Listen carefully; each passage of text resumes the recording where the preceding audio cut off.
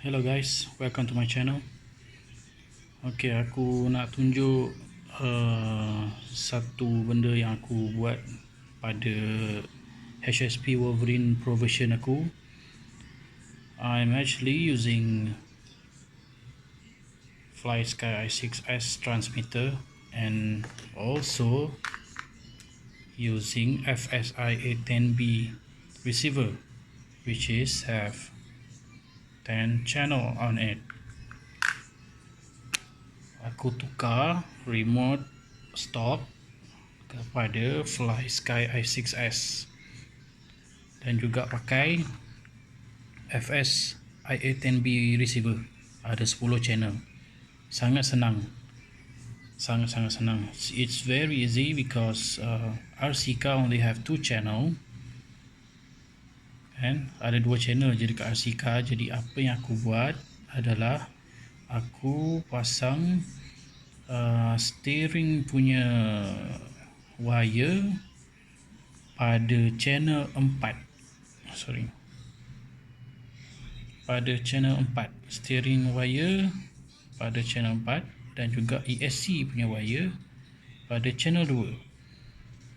Okay, steering leads on channel 4, ESC leads is on channel 2. So what happened is, okay, already turn.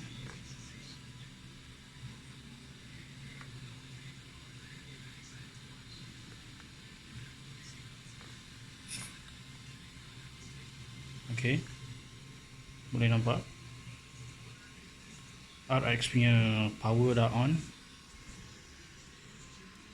Okay, niat aku adalah untuk steering aku pada joystick kanan. Okay, steering aku pada joystick kanan. Ini adalah sebab wire-nya kita pasang dekat channel 4. Tak ada apa-apa pada yang lain-lain. Okay, untuk throttle iaitu kita punya ESC, aku pasang dekat channel 2. Depan,